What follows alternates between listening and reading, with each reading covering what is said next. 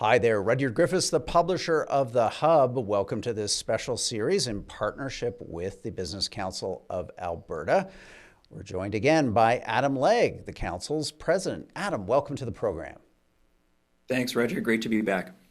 On today's installment, we're going to go deeper into some of the specific recommendations that the council has as part of its new project, A Strong Canada, A Good Life. And we want to talk about some of the kind of regulatory and other burdens that we've layered on top of the country, especially the energy sector, and understand with you a little bit about how these are holding us back and the potential reforms that we could put in place that would still be sensitive to the environment, to First Nations and other communities and causes we care about, but also drive more growth. So to begin, let me throw to a quote board that we have, Adam, from your work that I think goes to an important point, one that we're all focused on. And you say the following: simply put, it should never take 15 years to approve a mine or a pipeline. What the heck has happened here? Why are we at a point where we're taking a decade and a half to get basic infrastructure, wealth creating infrastructure built in Canada? Roger, it all boils down to Bill C-69 many years ago, which former Alberta Premier Jason Kenney calls the No More Pipelines Act. And it really is true. We have created a approval system that is so cumbersome, so uncertain, so complex, and so fraught with political interference that it takes far too long to build anything in this country. And we're seeing that very few companies are willing to make that commitment. No CEO is going to go to their board of directors asking for capital, knowing that even if it gets approved through the regulatory process at the 11th hour, the Minister of the Environment could cancel the project. And that's what we saw happen with Northern Gateway. And so Canada has a very well-earned reputation as a place that is an uncertain, unpredictable, and very lengthy place to build anything of significance. And so it boils down to the changes in our Impact Assessment Act, which was deemed largely unconstitutional by the Supreme Court in Canada 2 years ago. And it's time to fix this. It's time to, particularly with the risk of our trade relationship with the U.S., we need to get more of our export and more of our products and goods to other markets, and that takes better pipelines, that takes better port infrastructure, better rail infrastructure, you name it. And we can't continue to do this if we want to grow and succeed as an economy and as a people.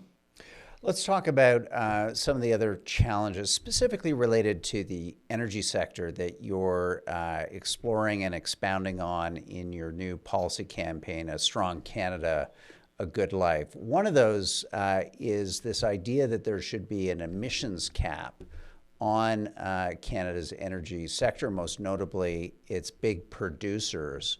Why, Adam, do you think this is not simply potentially negative to growth, but sets up, again, a dynamic where the country isn't kind of walking and chewing gum at the same time? It's not able, I think, as you and I might agree, to do what we can do, which is still be careful about the environment, sensitive to environmental concerns, open to First Nations partnership, and develop our energy resources. Why is the emissions cap, in your view, an obstacle standing in the way of that more optimistic vision?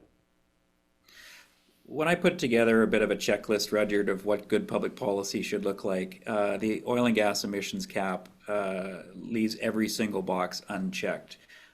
It is a sectorally and regionally discriminatory public policy. It's not needed. We have a carbon price in this country, and provinces administer that through the output-based pricing system. We have it here in Alberta. It's called the tier model, where heavy emitters provide funding to an innovative fund.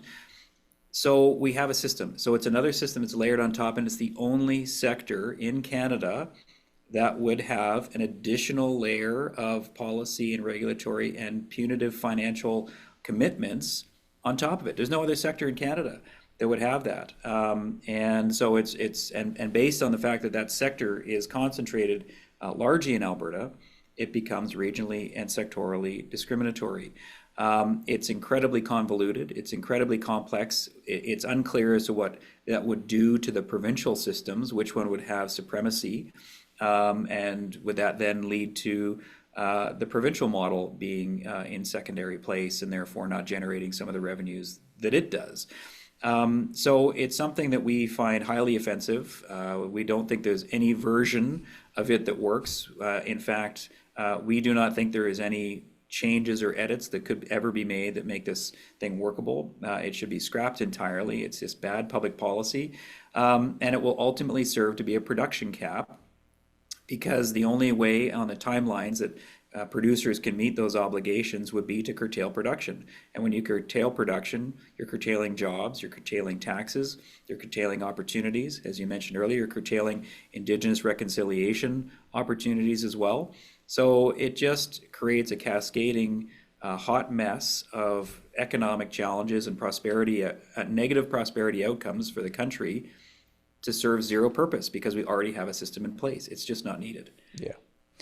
Let's talk about a couple of the other, I think you're euphemistically calling them irritants, more serious than that, and I think we all acknowledge that are part of your A Strong Canada, Good Life policy campaign, and that's electricity regulations. They're always presented and marketed by at least our federal government as clean energy regulations, but let's be honest with ourselves, Adam, shouldn't we, that this is a lot more about greening Canadian energy? These regulations have big impacts, especially on a province like Alberta, which has a different energy mix than other provinces, and that's no fault of its own. It's just the reality of where Alberta is in the country, versus Quebec. Absolutely, Rudyard. As a country, we have already 92% non-emitting electricity generation. Canada does not have a clean electricity problem. What it has is what I call the fate of geography. We have different ability to generate different kinds of electricity based on where we are in the country. BC and Quebec and Manitoba have the good fortune of having rivers to dam and generate substantial amounts of hydroelectricity. We're in the prairie. We don't have rivers to dam. We have abundant sunlight and wind, but primarily it's natural gas. We need, it gets cold in the prairies, and so we need to have certainty and stability and predictability and affordability for electricity in Canada. And in Alberta, that means natural gas-fired electricity. And so again, it becomes, through a broad national policy, it becomes regionally discriminatory based on, frankly, the sole fault of Alberta being where it is. And I know Saskatchewan faces the same challenges. So again, much like the oil and gas emissions cap, it just so happens that all of the challenges and costs will be borne by those two prairie provinces. So we have a real problem with it. It's not right-sized for Alberta. As a country, we need to look more domestically and globally at our emissions profile. We do not have an electricity emissions problem in Canada, and we need to recognize that not every part of the country can accommodate things like hydro.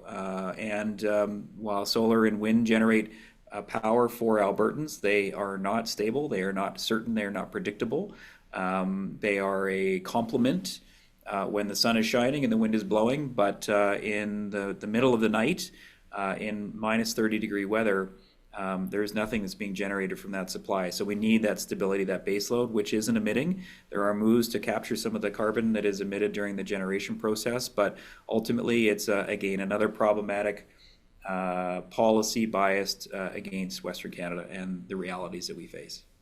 Well, keeping on the same theme and going to another issue that you've identified in your policy campaign, A Strong Canada, A Good Life, that is a recommendation to take a hard look at the moratorium on oil shipments, hydrocarbon shipments by tanker.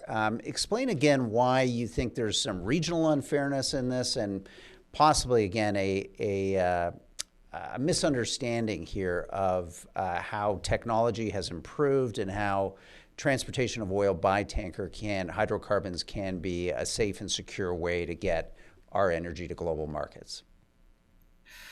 We would love if we could get our resources to coastline without having to go through BC. We're landlocked here in Alberta, but that, frankly, is where the hydrocarbon reserve is based, and so we do need to get our products to the coastline. And when Bill C-48 came along, it restricted the ability to have alternate locations of port capacity.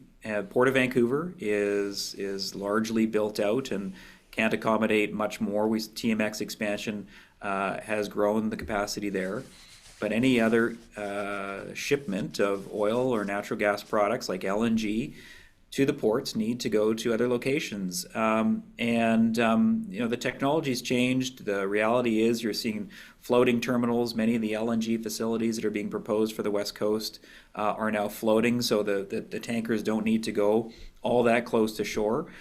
They can unload quite a distance from shore and do that very environmentally sensitively. But as you restrict areas, you then make all of the options set shorter and more challenging.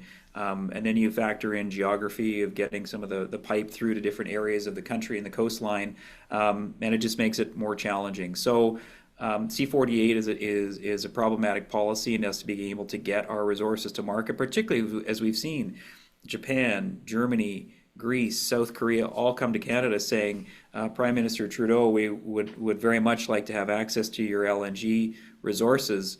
And I can assure you there's a business case there, Rudyard, that we should be definitely seizing by changing this problematic policy. Yeah, absolutely. I want to encourage listeners to check out some of the other key recommendations that are part of A Strong Canada, A Good Life.